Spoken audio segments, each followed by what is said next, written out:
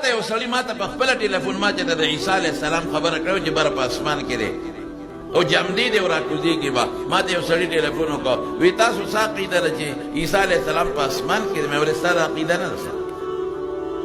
بلکل دا خو د احادیثو نه ثابته خبره ده، قرآن د نص نه دلالت ورکوي. وما قتلوه وما صلبوه ولكن شبه لهم بل رفعه الله الیه. او احادیث خو دومره دي په دې کې چې تواتر ته رسېدلي په طریقه د قدر مشترک. وی تاسو خو دا مو وایئ که نه چېره په اسمان کې اودسمات انتظام نشته.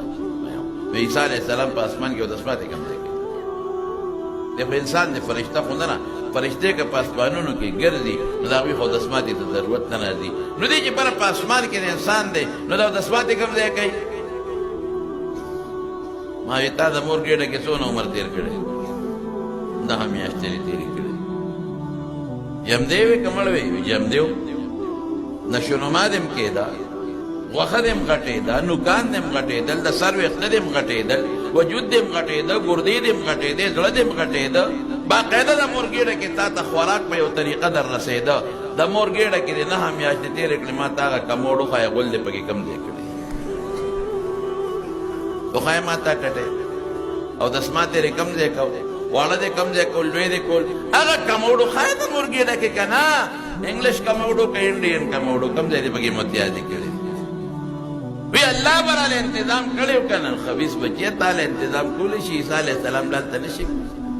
او بیا خو به ستا په جنت کې مې تیرا دی، جنت کې مې انسانان دي، نو هلته به متیازو سره څه کوو، لویو دسماتې وړو سره به څه کوو؟ د خدای قدرت نه منې، د الله طاقت نه منې. په دې حیواناتو کې داسې حیوانات شته چې هغوی نه راکوټې او دسماتې کوي نه لوی کوي. په دې حیواناتو کې داسې حیوانات شته چې هغوی غټ او دسماتې کوي، ورکوټې بلکل متیازې تشې نه، او د بعضو تشې وي غټې نه، د بعضو نه په خولې باندې اسای شیزونه روزي، نه ورکوټې شته او نه لوی شته.